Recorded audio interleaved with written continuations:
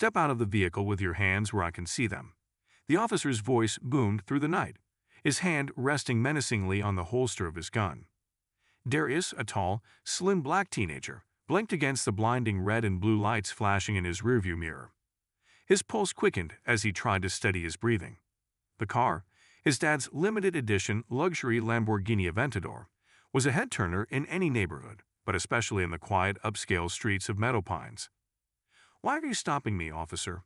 Darius asked as calmly as he could, his voice trembling only slightly. His hands remained firmly on the steering wheel, just as his father had taught him. "You think you can get away with stealing a car like this?" The cop sneered, his white-knuckled grip tightening on the doorframe as he leaned closer. His name badge read Officer Grayson, but the glint in his eyes screamed prejudice louder than any nameplate could. Darius opened his mouth to respond, but before he could, Grayson yanked the door open and dragged him out, pinning him against the cold, glossy hood. The cop's knee pressed into his back, his radio crackling as he called for backup. "Please, this is a misunderstanding," Darius pleaded. "This car belongs to my dad. He's—" "Say it for the judge," Grayson snapped, twisting the boy's arm behind his back. Just then, a sleek black SUV screeched to a halt nearby. The door flew open, and a tall man in a crisp suit stepped out, his face a mask of controlled fury. It was Jonathan Moore, the state attorney, and Darius's father. "What on earth is going on here?" Moore's voice was ice-cold, cutting through the tension like a blade. Grayson froze, his face draining of color. His grip on Darius slackened slightly as realization dawned. He had just manhandled the son of the state attorney.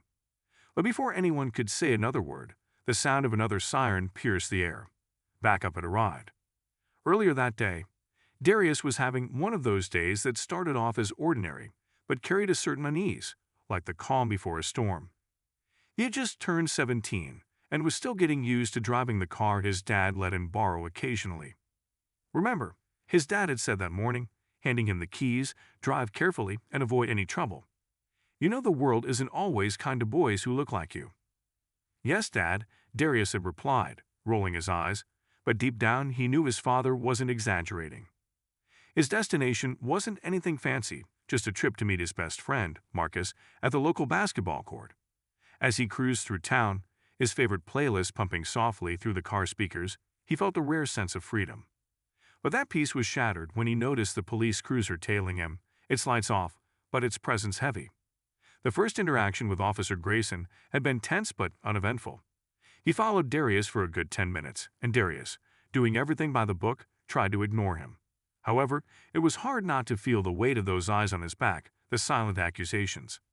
As Darius pulled into the parking lot near the court, Grayson finally hit the lights. The dreaded moment had arrived. Darius's stomach churned as he put the car in park and rolled down his window.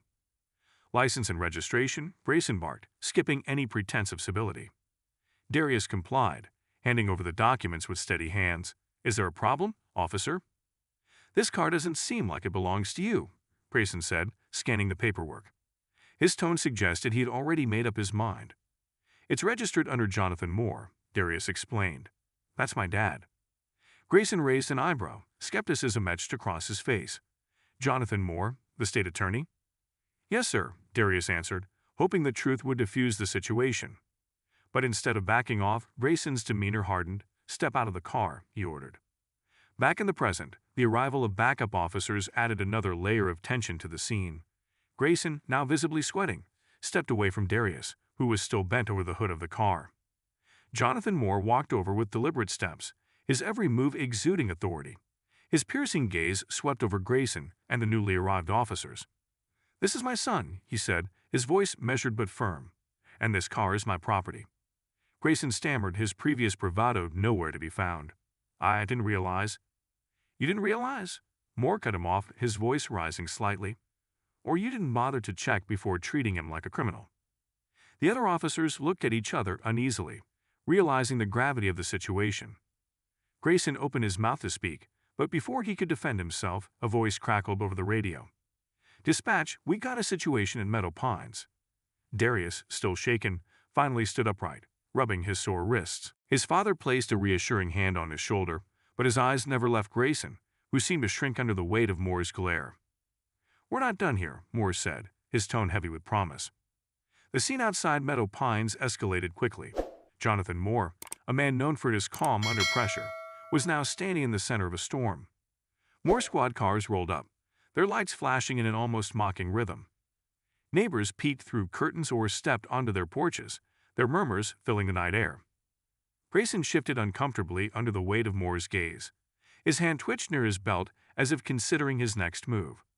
The other officers, now acutely aware of who they were dealing with, hung back, avoiding eye contact. Darius watched his father closely, his heart still racing from the encounter. He knew his dad was powerful in the courtroom, but this was different. This was personal. Jonathan Moore pulled out his phone and tapped a few buttons. "I'm calling the chief of police," he said, his voice loud enough for everyone to hear. "We're going to get to the bottom of this, right now." Grayson's face paled. "Sir, there's no need for that," he stammered. "It was just a misunderstanding." "A misunderstanding?" Moore repeated, his tone sharp. "You pulled my son out of his car, threw him against the hood, and called for backup without even verifying the registration. Tell me, Officer Grayson, would you have done the same if my son didn't look the way he does?" The question hung in the air, heavy and damning. Grayson opened his mouth, but no words came out. He was cornered, and he knew it. Just then, Darius's phone buzzed in his pocket. He hesitated before pulling it out, but a quick glance at the screen made his stomach drop.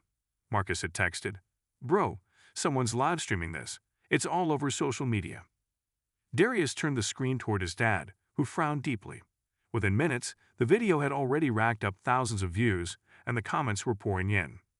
"Classic case of driving while black. That cop's about to have a bad day.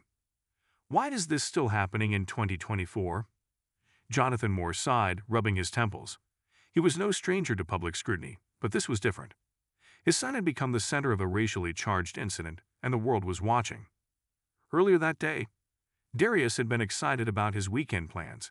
He and Marcus had been practicing for the local basketball league tryouts, and tonight was supposed to be a chilled evening at the court. "Don't embarrass yourself out there," Marcus teased over the phone. "You've been slacking on your jump shot." Yeah, we'll see who's slacking when I'm dropping threes all night," Darius shot back, laughing. After grabbing his gym bag and double-checking that he had everything, he headed out. Driving his dad's car always made him feel like $1,000,000, even if he was just going a few blocks away. The sleek black paint and custom rims turned heads everywhere, and tonight was no different. As he pulled out the driveway, he noticed the familiar white and blue police cruiser parked at the corner. He didn't think much of it at first. Meadow Pines was a quiet neighborhood, and police presence wasn't unusual. But when the cruiser pulled out and started following him, Darius's mood shifted. "Stay calm," he muttered to himself, recalling his dad's advice. "You're not doing anything wrong." He kept driving, obeying every traffic law to the letter. He even signaled for turns he didn't need to take, hoping to shake the tail. But the cruiser stayed close, its headlights looming in his rearview mirror. By the time he reached the basketball court, his nerves were shot. As soon as he parked, the flashing lights came on, and his heart sank. Back to the present. The chief of police arrived within 15 minutes, a scowl already set on his face. Chief Reynolds was a stout man with a graying mustache and a reputation for no-nonsense leadership. He stepped out of his unmarked car and immediately surveyed the scene. "Jonathan," he greeted, nodding stiffly. "What's going on here?" "You tell me, Chief," Moore replied, gesturing toward Grayson. "I'd like to know why my son was treated like a criminal for driving my car." Reynolds turned to Grayson, his expression unreadable. "Officer, walk me through what happened." Grayson hesitated, his usual confidence now replaced by visible discomfort. "The vehicle looked suspicious," he began. "I ran the plates, but they came back registered to the state attorney's office. I thought it might have been stolen." Reynolds raised an eyebrow. "And did you verify with dispatch before pulling the driver out of the vehicle?" Grayson swallowed hard. "No, sir." Reynolds sighed heavily, pinching the bridge of his nose. "You didn't follow protocol, Grayson. This isn't just bad policing. It's reckless." The chief's words hung in the air, and for a moment, all anyone could hear was the hum of the nearby streetlights. The crowd of onlookers had grown, and their murmurs of discontent were getting louder. Jonathan Moore stepped forward, his voice steady but forceful. "Chief, I want this handled properly. I want a full investigation, and I want Officer Grayson off the streets until it's done." Reynolds nodded, understood. As the chief ordered Grayson to hand over his badge and gun, the officer's face turned beet red. He muttered something under his breath, but no one paid him any mind. Darius felt a mix of relief and lingering unease. The immediate danger had passed, but he knew this wasn't over. The incident would be investigated, sure, but the deeper issues of systemic racism and abuse of power weren't going to disappear overnight. Just as the crowd began to disperse, another squad car pulled up. This time, a young officer stepped out, looking nervous as he approached Chief Reynolds. "Chief," the officer said, glancing around, "we got a bigger problem." Reynolds frowned. "What now?" The officer handed him a tablet. "This video. It's gone viral. People are already organizing a protest outside the station." Moore's jaw tightened. "Looks like the world isn't waiting for answers." Reynolds sighed again, his shoulders sagging under the weight of the situation. "We'll handle it," he said, though his tone suggested he knew it wouldn't be that simple. As the chief began coordinating the response, Jonathan Moore turned to his son. "Let's get you home," he said quietly. But before they could leave, a voice called out from the crowd, "This isn't just about him. This is about all of us." The tension in the air thickened once more. It was clear that this night was far from over. The words hum in the air. "This is about all of us." The crowd murmured in agreement, and some began pulling out their phones to document what was unfolding. Jonathan Moore paused, his protective instincts kicking in as he placed a hand on Darius's shoulder. "Let's go," he said firmly, trying to steer his son toward their car. But the crowd wasn't going anywhere. A woman stepped forward, her voice cutting through the growing noise. "State Attorney Moore, you fought for justice in the courtroom. Now we need you out here." Jonathan stopped, his shoulders visibly tense. He turned slowly, scanning the crowd. The faces looking back at him weren't just angry, they were tired. Tired of the same story playing out, tired of promises that never brought change. "Dad," Darius's voice was barely above a whisper, his eyes wide with a mix of fear and admiration. "What do we do?" Before Moore could answer, Chief Reynolds spoke up. "Folks, I understand your frustration, but this isn't the time or place. Let us handle the investigation." "Handle it?" A man shouted from the back. "You mean bury it, like you always do." The crowd's energy shifted. What had started as murmurs of frustration was now swelling into chants of justice. Justice. Signs began appearing, seemingly out of nowhere, as more people joined the impromptu protest. Reynolds raised his hands, trying to regain control. "We hear you, but blocking the streets won't solve anything. Go home and let us do our job." "No justice, no peace," someone shouted, and the chant caught on quickly. Jonathan knew the situation was spiraling. He leaned in close to Reynolds. "You need to get ahead of this before it becomes something you can't control." Reynolds nodded grimly. "I'll call for a press conference first thing in the morning." "That won't be enough," Moore said. "You need to show action tonight." Reynolds sighed, clearly weighing his options. Finally, he pulled out his phone and began issuing orders. Grayson, who had been quietly stewing near his patrol car, looked up sharply when he heard his name. "Grayson, get in the car," Reynolds said without looking up. "But Chief," Grayson started, his tone laced with defiance. "Now," Reynolds barked, his tone leaving no room for argument. Grayson reluctantly climbed into the back of a squad car, his expression dark. As the vehicle pulled away, a ripple of satisfaction went through the crowd, but it wasn't enough to quell the growing unrest. Earlier that evening, Marcus had been waiting at the court for nearly 30 minutes, his patience wearing thin. He dribbled the basketball idly, glancing at his phone every few seconds. "Man, where is Darius?" he muttered, shooting another text. Across town, Darius was still dealing with Grayson. As the minutes dragged on, Marcus grew increasingly worried. His instincts told him something wasn't right. Finally, he decided to check social media. That's when he saw the live stream. His heart sank as he recognized Darius's car and the flashing lights. Without hesitation, he hopped on his bike and pedaled furiously toward Meadow Pines. When Marcus arrived, the scene was already chaotic. He pushed his way through the crowd until he found Darius, who was standing close to his father. "D, you good?" Marcus asked, his eyes scanning his friend for any signs of injury. Darius nodded, though his hands were still shaking. "Yeah, I'm okay. It's just a lot."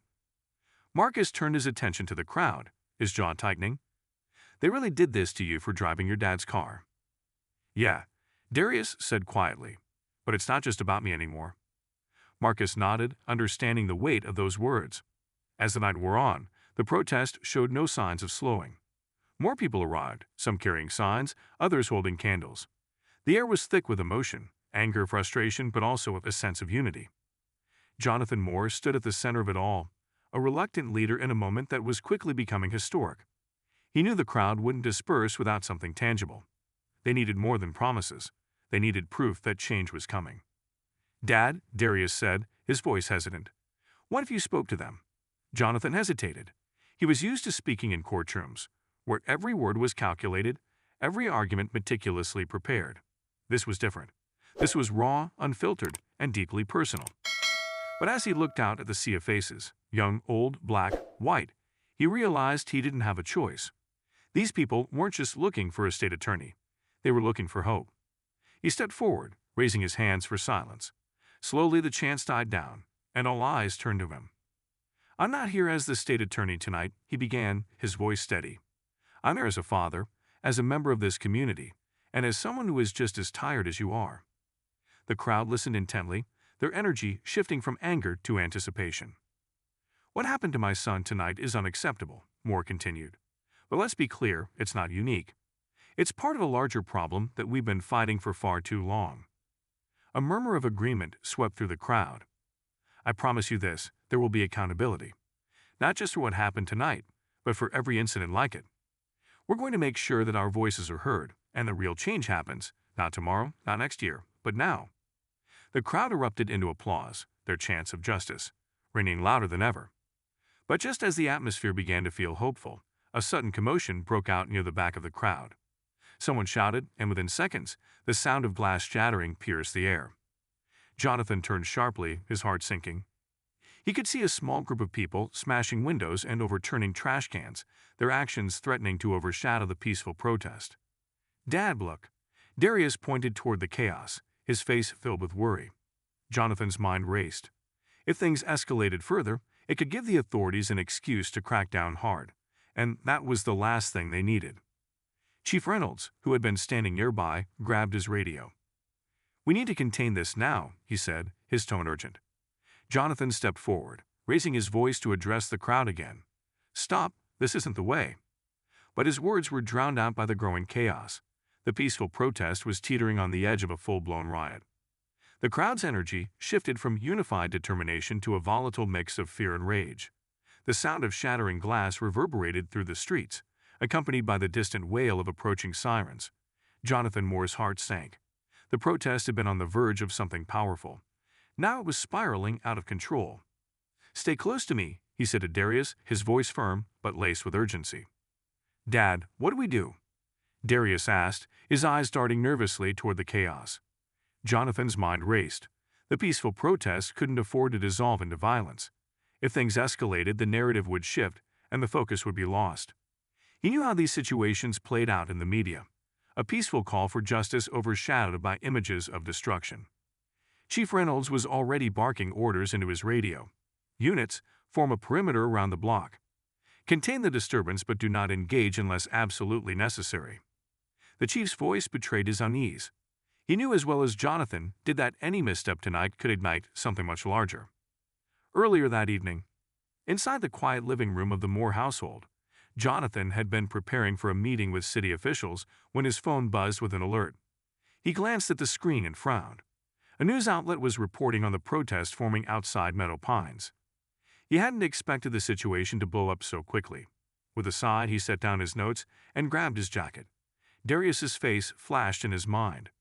His son was supposed to be out with Marcus, but now he was right in the center of the growing tension. Jonathan called Darius, but the line went straight to voicemail. Unease settled in his chest as he headed out the door. Back in the present, Jonathan stood at the heart of the protest, watching helplessly as the crowd fractured. A group of agitators, faces covered by masks and hoodies, moved through the sea of people, their actions deliberate. They weren't here for justice.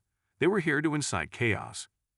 Jonathan climbed onto a nearby bench, raising his hands in an attempt to regain control. "Listen to me," he shouted, his voice cutting through the noise. "This is not what we came here for." Some of the crowd turned toward him, their faces a mix of anger and desperation.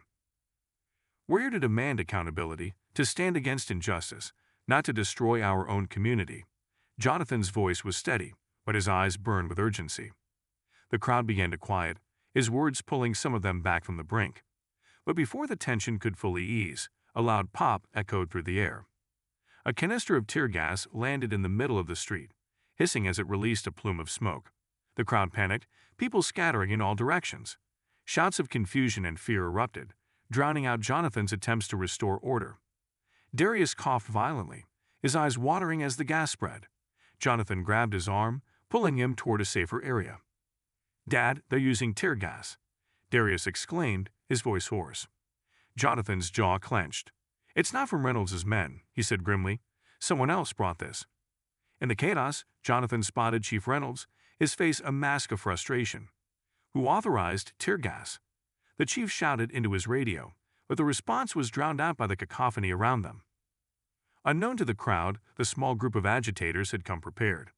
Their goal was to disrupt, to escalate tensions until law enforcement was forced to respond.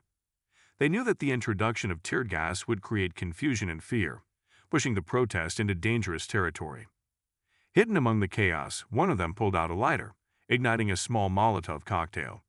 The flickering flame reflected in their eyes as they hurled it toward an empty police cruiser parked nearby. The vehicle exploded in a burst of flames, drawing gasps and screams from the onlookers. The fire lit up the night, casting long shadows over the crowd and amplifying the tension. Jonathan and Darius shielded their faces from the heat as the cruiser burned.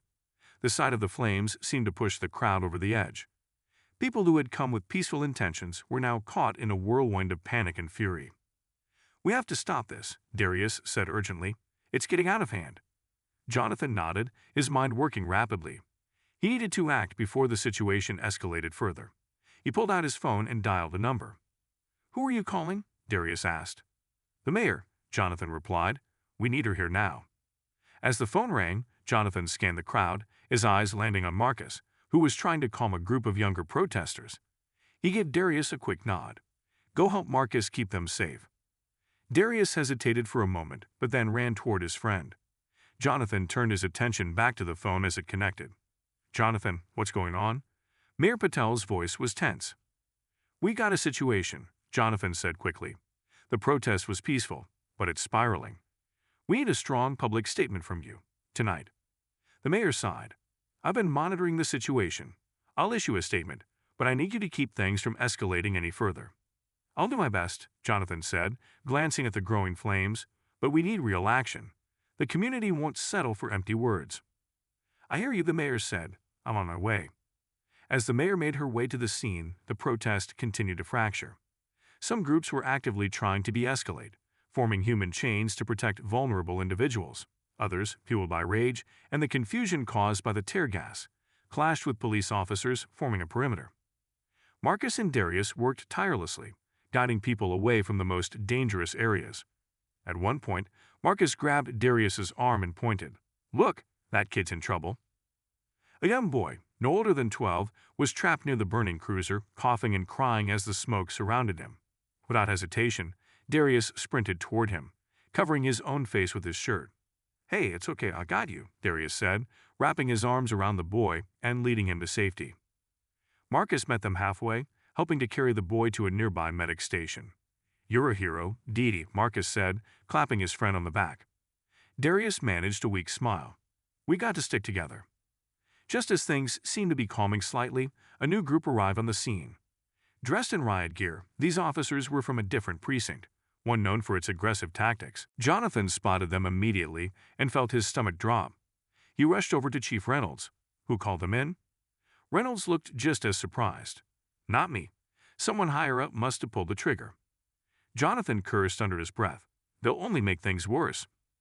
As the riot officers moved into position, the tension in the air thickened once more. The peaceful protest was hanging by a thread, and Jonathan knew they were running out of time to save it. The riot officers advanced in tight formation, their shields raised, batons at the ready. The air seemed to grow heavier with each step they took, the once peaceful protest now teetering on the edge of a violent confrontation. Jonathan Moore's heart pounded as he watched them move in. He had spent his career fighting for justice within the system, but now that same system was closing ranks, threatening to crush the very people it was meant to protect. "Chief, you have to stop them," Jonathan said, his voice low but urgent. "If they start swinging those batons, this will turn into a bloodbath." Reynolds shook his head, frustration etched on his face. "I didn't call them, Jonathan. They're not under my command." Jonathan clenched his fists. Then whose orders are they following? Before Reynolds could answer, one of the riot officers raised a megaphone. This is an unlawful assembly. Disperse immediately or force will be used. The crowd's reaction was swift. Shouts of defiance erupted, and the chant of no justice, no peace, rose once more, louder and angrier than before. Darius and Marcus stood at the edge of the crowd, their eyes wide with a mix of fear and determination. They're not messing around, Marcus said, his voice tight. We should get out of here. Darius shook his head. We can't just leave. This is bigger than us. Back at the Moore household, Jonathan had been in his home office, reviewing case files. His focus kept drifting, his thoughts consumed by the weight of his responsibilities. He had always known the fight for justice was an uphill battle, but tonight felt different. The cases on his desk, police misconduct, wrongful arrests, excessive use of force, were not just statistics. They were people, families, lives torn apart. And now his own son had been thrust into that same harsh reality. He was still lost in thought when his phone buzzed with a message from Darius. Heading to the court. Don't worry, I'll be careful. Jonathan had smiled briefly, replying with a simple, be safe, son. Yet known then how quickly things would spiral out of control. Jonathan climbed back onto the bench, raising his hands once more. Everyone, listen to me, he shouted, his voice cutting through the noise. Stay calm. We need to stand together, but we can't give them an excuse to use force. Some in the crowd heeded his words, but the tension was palpable. The riot officers continued their advance, their presence like a match hovering over dry tinder. Darius and Marcus moved closer to the front lines, determined to show solidarity. They weren't alone. Dozens of others stood their ground, refusing to be intimidated. But then it happened. One of the agitators, a young man wearing a ski mask, hurled a brick toward the riot officers. It struck a shield with a loud clang, and for a moment, everything froze. The officer who had been hit raised his baton, his body tensing as he prepared to retaliate.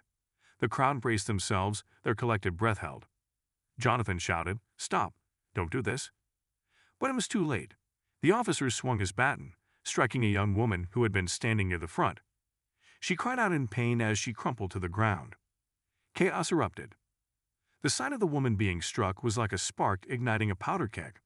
The crowd surged forward, some trying to protect her, others fueled by anger and a desire for retribution. The riot officers responded in kind, their batons swinging, shields clashing against bodies. Darius grabbed Marcus's arm, pulling him back as the chaos engulfed them. "We've got to get out of here," he shouted over the din. "But what about her?" Marcus pointed toward the woman, who was now being helped to her feet by a group of protesters. Darius hesitated, torn between self-preservation and his instinct to help. Before he could decide, another loud bang echoed through the streets. A second Molotov cocktail had been thrown, this time hitting a storefront. Flames quickly spread, casting an eerie glow over the scene. Jonathan pushed his way through the crowd, his eyes scanning desperately for Darius. When he finally spotted him, relief flooded his face. "Darius, Marcus," he called, motioning for them to come to him. The two boys fought their way through the throng, finally reaching Jonathan. "Dad, this is crazy," Darius said, his voice shaking. "I know," Jonathan said, his tone grim. "We need to regroup. Follow me." As they moved away from the front lines, Jonathan spotted Mayor Patel's car pulling up to the scene. The mayor stepped out, flanked by her aides, her face a mixture of determination and concern. Jonathan hurried over to her. "Mayor, we need your voice now more than ever." Patel nodded, her expression resolute. She stepped forward, raising a megaphone to address the crowd. "Please, everyone, listen to me." Her voice carried over the chaos, and slowly the crowd began to quiet. "I understand your anger," she continued. "I see your pain, and I promise you, we will hold those responsible accountable. But we can't do that if this city burns." The crowd murmured, their anger still simmering but tempered by her words. "We need to stand together, peacefully," Patel said. "Let's show them that our strength is in our unity." Jonathan watched as her words began to take hold. The crowd's energy shifted once more, the flames of their anger dimming slightly. But just as the sense of calm began to return, a new voice rang out from the shadows. "That's enough talking," someone shouted. "We're done playing nice." Jonathan turned sharply, his heart sinking as he saw a figure stepping forward, holding another Molotov cocktail. The fragile peace was about to shatter again. The figure holding the Molotov cocktail stepped into the flickering light, their face partially obscured by a black scarf. The crowd's murmur turned into an uneasy silence as all eyes locked on the burning bottle in their hand. Jonathan Moore's heart sank. This one act could undo any hope of peace. "Don't do it," Jonathan called out, his voice filled with urgency. "You'll only hurt the people you're trying to fight for." The figure hesitated, their grip on the bottle tightening. The flames licked dangerously close to their hand, casting dancing shadows on their determined eyes. "This isn't the way," Mayor Patel added, stepping forward. "We're here to demand justice, not destruction." The crowd was split. Some shouted in support of the figure, their anger bubbling over again. Others begged for calm, their voices tinged with fear. Darius stood frozen, his eyes fixed on the fiery weapon. "Dad, we have to stop them." Jonathan nodded, but before he could move, the figure raised the Molotov high. The crowd tensed, a collective gasp filling the air. And then, in a split-second decision, they hurled it, not at the police, but into the air. The bottle shattered harmlessly on the pavement, the flames snuffed out before they could spread. The crowd exhaled in relief, but the tension was far from gone. The riot officers, still on edge, misread the gesture as an attack. One of them raised a weapon and fired a tear gas canister directly into the heart of the crowd. The projectile hit the ground with a loud thunk before releasing its choking smoke. Panic erupted again. People screamed and scrambled, their vision blurred by tears as they coughed and stumbled away from the spreading gas. Parents clutched their children, and those with medical training rushed to assist the injured. Darius pulled his shirt over his mouth and nose, helping Marcus guide others to safety. "This is insane," Marcus said between coughs. "We're going to get trampled if we stay here." Jonathan, still near Mayor Patel, shouted above the chaos. "You need to stop them." He pointed at the riot officers who were advancing with shields raised. Pavel grabbed her phone and called the police commissioner. "Get those riot teams to stand down now, or you'll be answering to me in front of the entire city." Within moments, an order crackled through the officers' radios. The riot line halted, their batons lowering slightly. The officers glanced at each other, unsure, but they held their position. The mayor raised her megaphone again. "We need medics here now," she shouted, "and anyone who can stay calm. Help keep this crowd together." While the protest began to stabilize, the agitators who had incited the chaos slipped away unnoticed. They ducked into side streets and alleyways, shedding their masks and blending into the night. One of them, the figure who had thrown the Molotov, pulled out a phone and sent a quick message. Phase 1 complete, moving to Phase 2. Jonathan didn't see them leave, but he felt their absence. The protest, though still tense, was quieter now. The immediate threat seemed to have passed, but he knew the night was far from over. As the tear gas dissipated, the reality of the situation became clear. Dozens of people were injured, some from the gas, others from the chaos of the crowd. Volunteers and medics worked tirelessly, treating wounds and comforting those who were shaken. Jonathan found Darius and Marcus near the medic station, helping distribute water and first aid supplies. He placed a hand on Darius's shoulder, relieved to see him safe. "You did good out here," he said quietly. Darius looked up, his face a mix of exhaustion and determination. "We can't let this happen again, Dad." Jonathan nodded. "We won't." Just then, a loudspeaker crackled to life. It was Chief Reynolds, addressing the crowd from the edge of the protest. "Attention, everyone," he began. "We're here to ensure your safety, but we need your cooperation to prevent further violence. Please disperse peacefully." The crowd's reaction was mixed. Some shouted back in defiance, while others began to quietly gather their things and leave. Jonathan stepped forward, taking the megaphone from Mayor Patel. "Before you go," he said, "remember why we're here. This isn't the end, this is the beginning. We'll hold those responsible accountable, but we need to do it together." His words resonated with many, and slowly the crowd began to thin. Those who remained did so with a sense of purpose, organizing into smaller groups to plan their next steps. Just as it seemed the night might end without further incident, another commotion broke out near the remaining protesters. Two officers were leading someone away in handcuffs. "Who is that?" Darius asked, craning his neck to see. Jonathan pushed through the crowd, his stomach tightening when he saw who it was. It was Marcus. "What's going on here?" Jonathan demanded, stepping in front of the officers. "This one was seen near the agitators earlier," one of the officers said. "We're taking him in for questioning." "That's ridiculous," Jonathan snapped. "Marcus has been with my son the entire time. helping people. The officer hesitated but didn't release his grip on Marcus. "We're just following orders, sir." Jonathan's eyes narrowed. "Then you'd better be prepared to defend those orders in court." The crowd, sensing another injustice, began to gather around, their voices rising in protest. "You're not taking him," someone shouted. The tension was back, and this time it felt even more dangerous. Jonathan knew he had to act fast to prevent another explosion. "Everyone, stay calm," he called out. "We'll handle this." But the officers didn't seem inclined to wait. They began pulling Marcus toward their squad car, the boys' protests drowned out by the crowd's growing anger. Darius stepped forward, his fists clenched. "You can't take him. He didn't do anything." Jonathan raised his hands, trying to calm both his son and the crowd. "Let me handle this," he said firmly. But before he could, one of the officers reached for his radio, calling for backup. The crowd surged forward as the officers tried to shove Marcus into the back of the squad car. Their collective anger was palpable, a simmering storm ready to erupt again. Jonathan Moore stood at the center of it all, his mind racing. "Let him go," Jonathan said, his voice firm and commanding. The lead officer, a wiry man with a hard-set jaw, shook his head. "He matches the description of one of the agitators. We're taking him in for questioning." "He's a kid," Jonathan snapped, "and he's been helping injured protesters all night. You have no grounds for this arrest." The officer hesitated, clearly recognizing Jonathan's authority but unwilling to back down in front of his peers. "With all due respect, sir, this isn't your call." Jonathan's eyes burned with a mix of frustration and fury. "You're making a mistake," he said, his voice low but deadly serious. "And I promise you, if you take him in without cause, it won't just be a mistake. It'll be a career-ending decision." The officer's grip on Marcus faltered slightly, but he didn't release him. The tension was suffocating, the air thick with anticipation. "Dad," Darius said, stepping closer, his voice shaking. "They're not listening." Jonathan turned to Chief Reynolds, who was standing nearby, watching the scene unfold with a grim expression. "Reynolds," Jonathan called, "this is your chance to show the community that you're serious about accountability. Order them to release the boy." Reynolds hesitated, clearly torn. He knew the optics of the situation were disastrous, but he also knew the pressure coming from above. Finally, he stepped forward.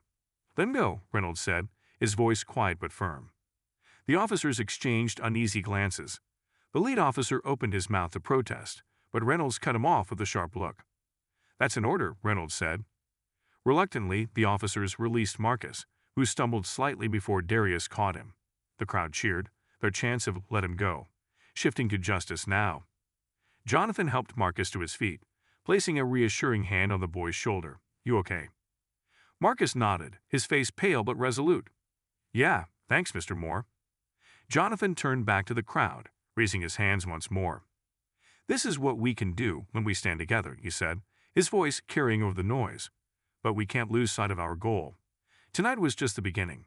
Tomorrow we'll be back with more voices, more demands, and a plan to make real change." The crowd responded with cheers and applause, their spirits lifted despite the night's chaos.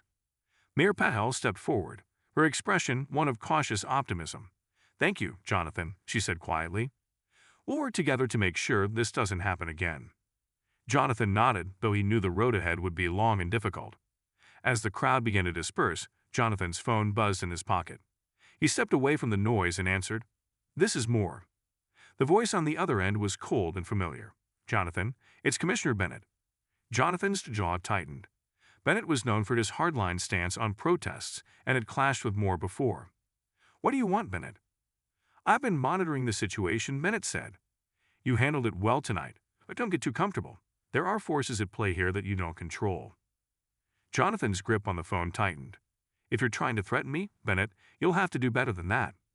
Bennett chuckled softly. "Just a friendly reminder, Jonathan, this isn't over." The line went dead. Jonathan stared at his phone for a moment, his mind racing.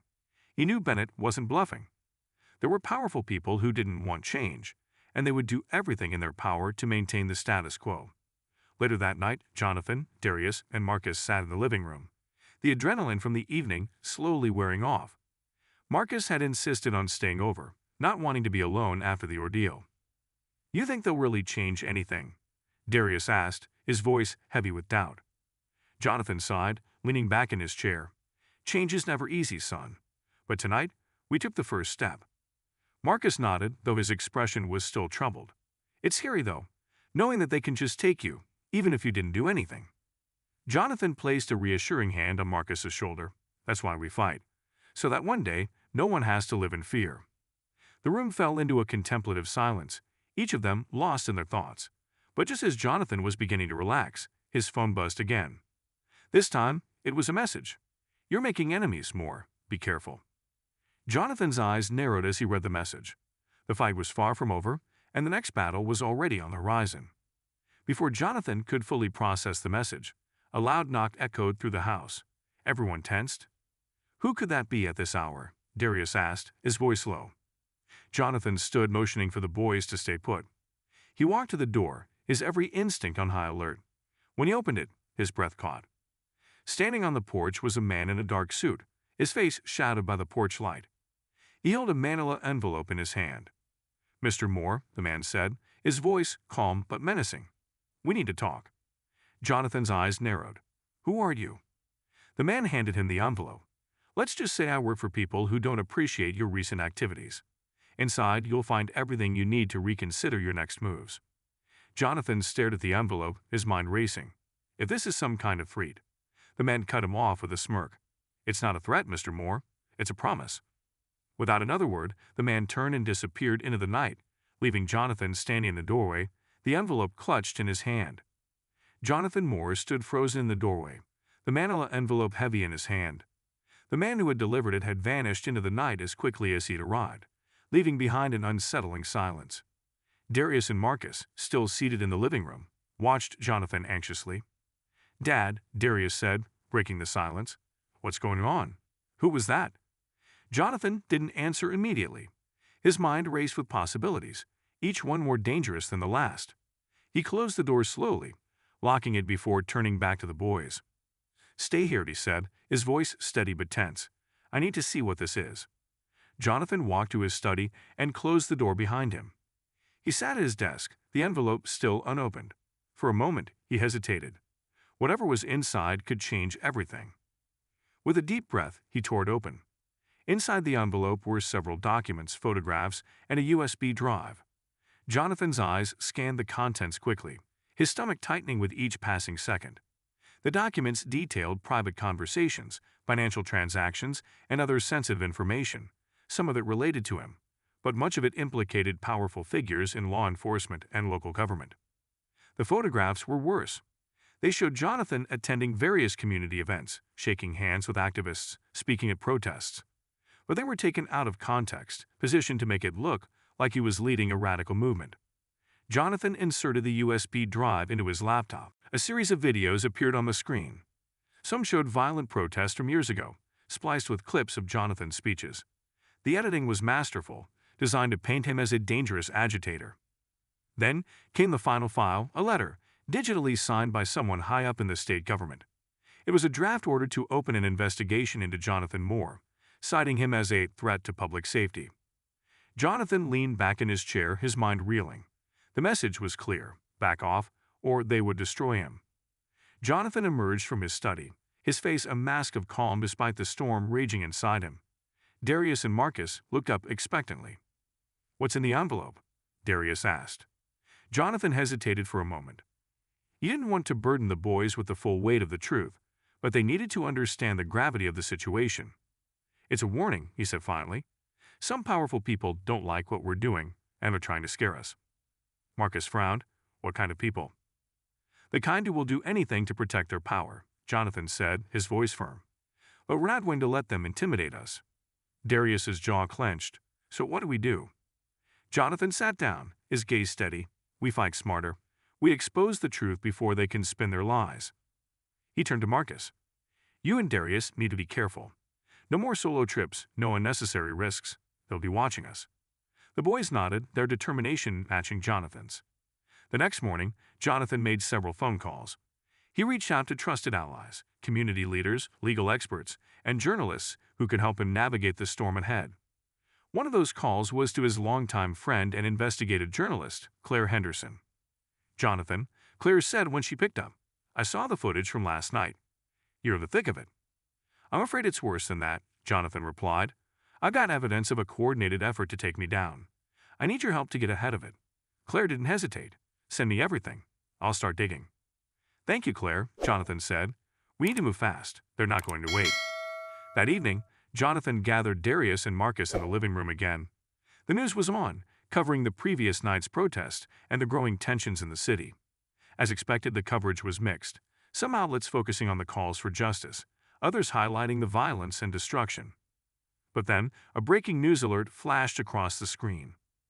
State Attorney Jonathan Moore under investigation for alleged ties to violent protest groups. The anchor's voice was grave. Sources within the state government have confirmed that an investigation is being launched into Jonathan Moore's alleged involvement in organizing violent protests. This comes just one day after a large demonstration in Meadow Pines turned chaotic. Darius stared at the screen, his face a mixture of shock and anger. "They're already coming after you." Jonathan nodded, his expression grim. "We knew they would." Marcus stood up, his fists clenched. "This is messed up. They're twisting everything to make you look bad." Jonathan placed a hand on Marcus's shoulder. "That's why we have to stay focused. They're playing dirty, but we're going to shine a light on their lies." Just then, Jonathan's phone buzzed. It was a message from Claire. "We need to talk. I found something big." Jonathan met Claire in a quiet cafe later that night. She had her laptop with her, and her expression was serious. "What did you find?" Jonathan asked as he sat down. Claire opened her laptop and turned it toward him. "It's bigger than we thought," she said. "The people targeting you aren't just trying to silence you. They're covering up something massive." She showed him documents linking several high-ranking officials to a scheme involving embezzlement of public funds, fraudulent policing contracts, and falsified crime statistics. "They're using you as a scapegoat," Claire explained. "If they discredit you, they can keep the focus off their crimes." Jonathan's eyes narrowed. "We have to expose this." Claire nodded. "I've already started putting together the story, but we'll need hard evidence and witnesses willing to go on record." Jonathan leaned back, a determined look in his eyes. "Then we give them nowhere to hide." As Jonathan left the cafe, his phone buzzed again. This time, it was a message from an unknown number. "You should have stayed out of it more. Now it's too late." Jonathan looked around, his instincts kicking in. He felt the weight of eyes on him, the shadow of a car parked across the street. His pulse quickened. The battle was escalating, and the stakes had never been higher. Chapter 9, Shadows Closing, and Jonathan Moore quickened his pace as he walked away from the cafe, his mind racing. The message on his phone wasn't just a warning. It was a promise of escalation. He glanced over his shoulder at the parked car across the street. Its tinted windows revealed nothing, but Jonathan could feel the weight of unseen eyes tracking his every move. He slipped his phone into his pocket, keeping his head down as he navigated the dimly lit streets toward his car. The distant hum of city life buzzed in the background, but his focus remained razor-sharp. Years as a prosecutor had taught him one thing above all else. When powerful people felt threatened, they didn't just play dirty, they played dangerous. When Jonathan finally reached his car, he wasn't alone. A figure emerged from the shadows, startling him. It was Chief Reynolds. "Jonathan," Reynolds said in a low voice. "We need to talk." Jonathan frowned but didn't flinch. "You've got a funny way of picking meeting spots." Reynolds nodded toward the car across the street. "They're watching you. And me too." Jonathan crossed his arms. "What's your angle here, Chief?" Reynolds sighed, his shoulders sagging slightly. "Look, I know I've made mistakes, but I didn't sign up to be part of some conspiracy. They're using me as a pawn, and I'm done playing their game." Jonathan studied him for a moment. "You're saying you want to help?" Reynolds nodded. "I've got access to internal communications, reports they don't want going public. If we work together, we can blow this whole thing wide open." Jonathan considered the offer. He knew he couldn't trust Reynolds entirely, too much had happened, but the chief had resources and connections that could prove invaluable. "Fine," Jonathan said, his voice cautious. "But if you betray me, I'll make sure you go down with the rest of them." Reynolds nodded solemnly. "Fair enough." Back at home, Darius and Marcus were waiting anxiously. Jonathan walked in, his face set with determination. "Dad, what's going on?" Darius asked. "You've been gone for hours." Jonathan sat down, his expression serious. "Things are moving fast. We've got new evidence, but the people we're up against won't stop until they've buried us." Marcus leaned forward. "So what do we do now?" Jonathan looked at the boys, his resolve hardening. "We expose them before they can silence us." The next morning, Jonathan and Claire met at her newsroom, where they began piecing together the story. Chief Reynolds had provided them with a trove of confidential documents, including emails, financial records, and internal memos. The evidence painted a damning picture of corruption, implicating police officials, politicians, and business leaders. "This is enough to bring down half the city," Claire said, her eyes wide as she sifted through the files. Jonathan nodded. "And it'll also make us targets." Claire smiled grimly. "Nothing new for me, but you." "I can handle it," Jonathan said firmly. "We need to go public as soon as possible." Claire glanced at her watch. "We can have the story ready for tonight's broadcast. Are you sure you're ready for the fallout?" Jonathan's jaw tightened. It's now or never. That evening, as Claire's team prepared to air the expose, Jonathan received another message from the unknown number. "This is your last warning. Stop now or you'll regret it." Jonathan showed the message to Darius, who frowned. "They're scared," Darius said. "That means we're doing something right." Jonathan nodded, though he couldn't shake the feeling that something was about to go terribly wrong. At precisely 8:00 p.m., the expose aired. Claire's voice filled living rooms across the city as she laid out the evidence, piece by piece. The names of those involved scrolled across the screen, each revelation more shocking than the last. As the broadcast continued, Jonathan's phone began to buzz relentlessly. Messages of support poured in, but so did the threats. "Dad, this is huge," Darius said, his eyes glued to the TV. Jonathan nodded, his face grim. "It's a start." But just as the broadcast was wrapping up, the power in the Moore household went out. The TV flickered to black, and the room was plunged into darkness. "Dad?" Darius said, his voice tinged with fear. Jonathan grabbed his phone, using its flashlight to illuminate the room. "Stay here," he said, moving toward the front door. Jonathan opened the door cautiously, peering into the darkened street. His eyes quickly adjusted to the faint glow of streetlights, and he saw them, two men in dark suits standing by a black SUV parked at the curb. "Mr. Moore," one of them called out, his voice calm but menacing. "We need a word." Jonathan stepped outside, keeping his distance. "If you're here to intimidate me, you're wasting your time." The man smirked. "Intimidation? No, this is more of an offer. Withdraw your support for the story, and we'll make sure your family stays safe." Jonathan's fists clenched. "You think you can threaten my family and get away with it?" The man's smirk widened. "It's not a threat, Mr. Moore. It's a guarantee." Before Jonathan could respond, the sound of sirens filled the air. The men exchanged quick glances before getting into the SUV and driving off into the night. Jonathan watched them disappear, his heart pounding. The battle was escalating, and the stakes had never been higher. Jonathan Moore stood on the porch, watching the tail lights of the black SUV vanish into the night. The sirens grew louder, and moments later, two patrol cars pulled up in front of his house.